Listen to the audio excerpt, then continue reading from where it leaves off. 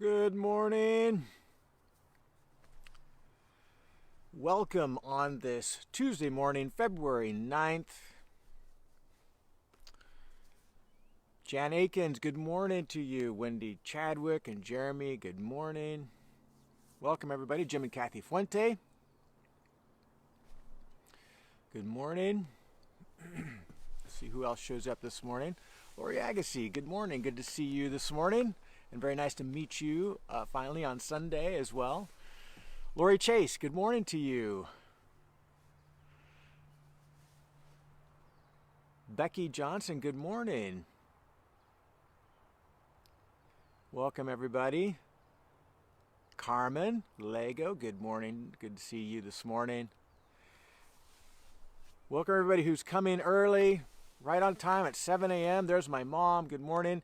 And again, I just want to continue to acknowledge people who watch this later in the day.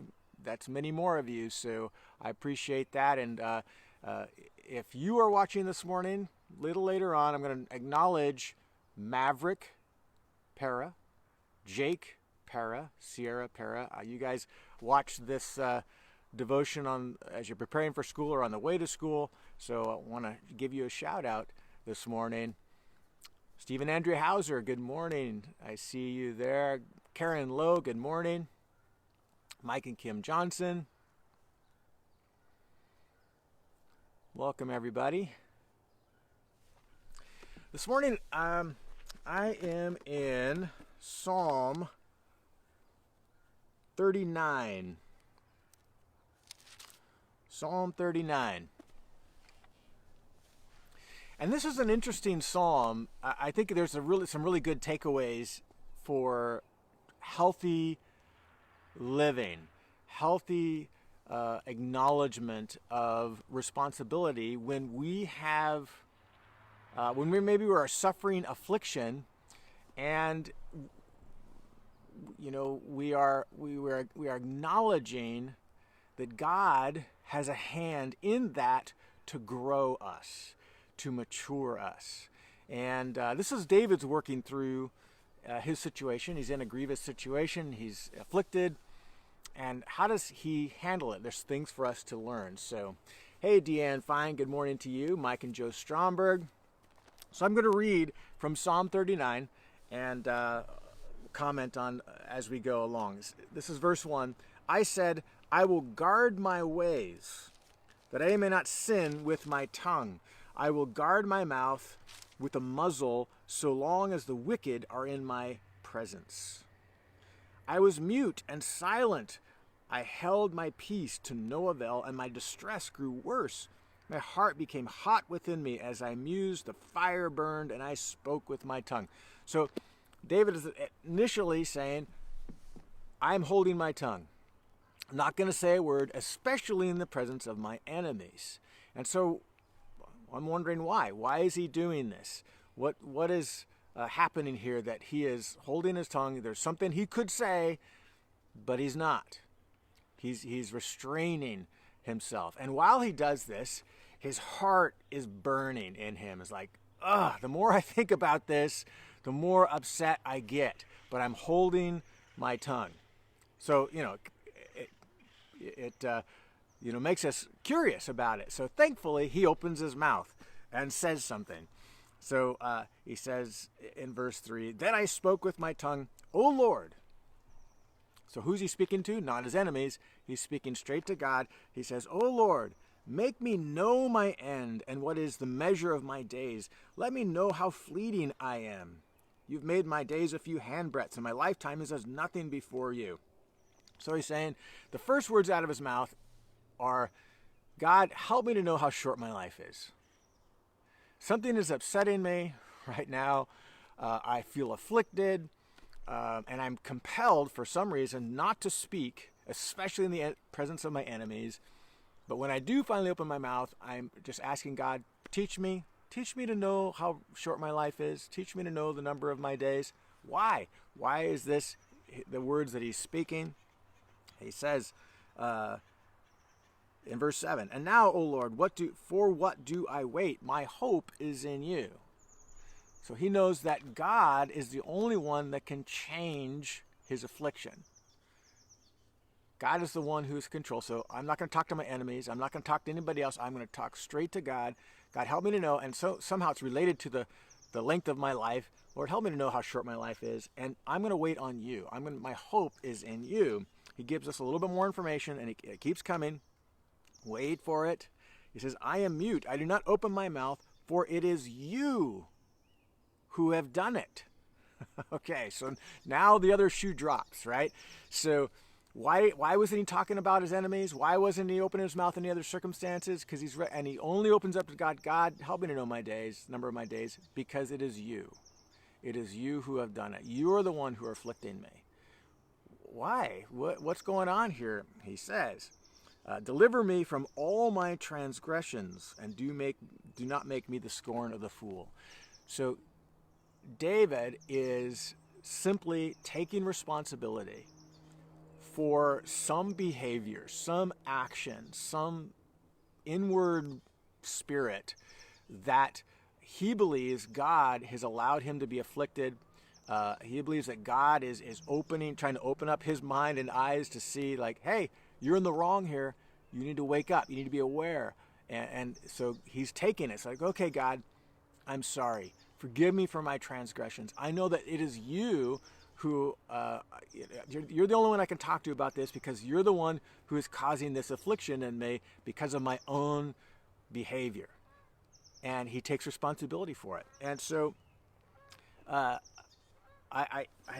thought this was so great, because it really addresses something in every society, but we see it so well in our society, just like everyone else, and that is it is so important, so vital to our spiritual and emotional well-being to take responsibility for our actions before the Lord. David, first of all, says, I'm not going to talk about my enemies. I'm going to keep my mouth shut when they're around. Why? Because it is our natural inclination when we've done or said something that is unhealthy, that is sinful, we'll say that, to deflect, right?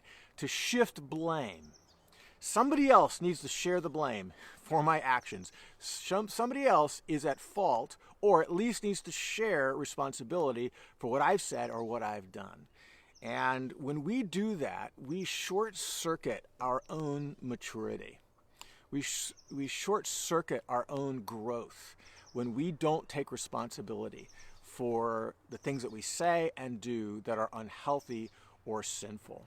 And I'll give you a couple examples of this for the sake of time. There's so many examples, but here's a couple. One is how we apologize for our behavior or the things that we've said or done that are unhealthy. We apologize because we know we did something wrong. I'm sorry. I apologize. But we qualify it. We shift blame away from us by using this little conjunction, the word but. I'm sorry, but I wouldn't have done that if, and then we qualify it. If you weren't so antagonizing to me, if my circumstances weren't so stressful right now, I wouldn't have responded that way. And so it's beginning to rain, so I'm going to put my Bible away. I'm sorry, but. And one of the things that Martha and I have tried to teach our girls, and we have to do this by example, and I have to take this to heart every time, I have to take responsibility for my actions. Certainly, someone else could have been antagonizing. Someone else could have been doing actions that were provoking, that provoked a response to me that was unhealthy. But the bottom line is, unless I take responsibility for what I did, for what I said, I short-circuit my emotional maturity. I short-circuit my own growth. I can't say I'm sorry, but I simply must say I'm sorry. I'm sorry. It means I'm taking responsibility for what I said, for what I did. I believe this is what David is doing. The second way we can shift blame is to blame our past. All of us have experienced wounds in our life that legitimately affect how we see the world.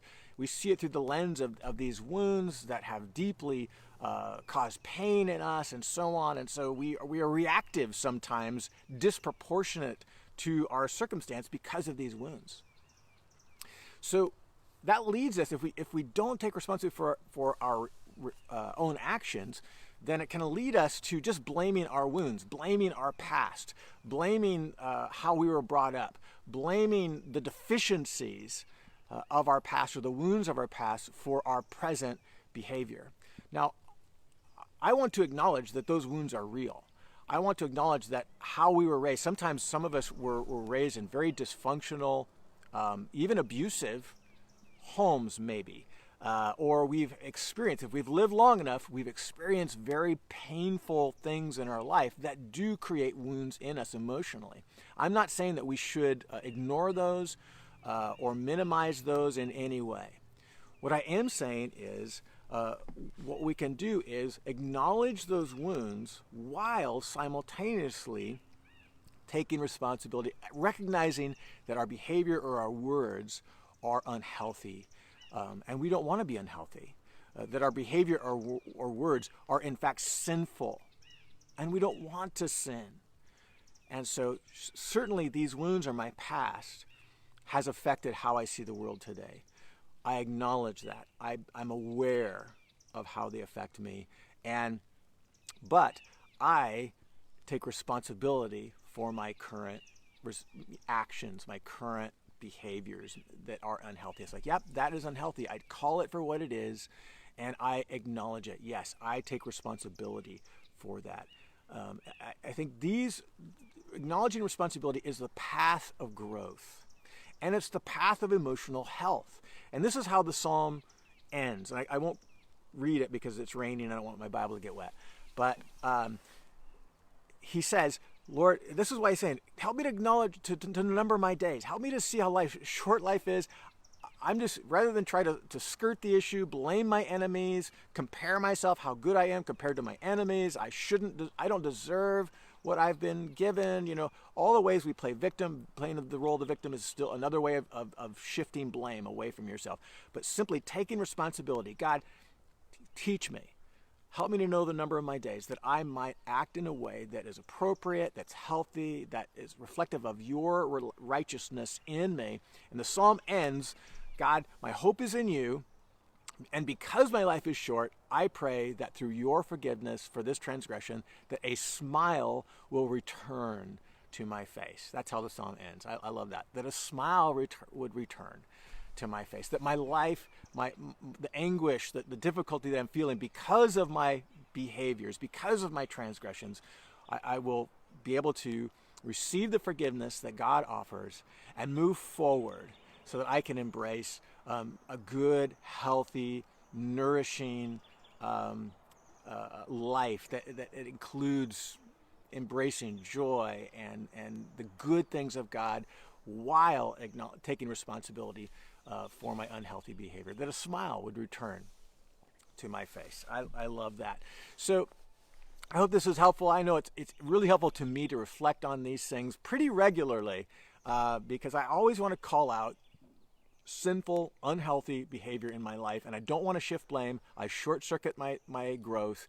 I want to take responsibility while acknowledging my past, while acknowledging my wounds, and not apologize with that qualification. I'm sorry, but I'm just going to take responsibility for myself, and because I know that's the best path to growth and emotional health and maturity. So God bless you guys, and hope that you have a blessed day and enjoy the rain.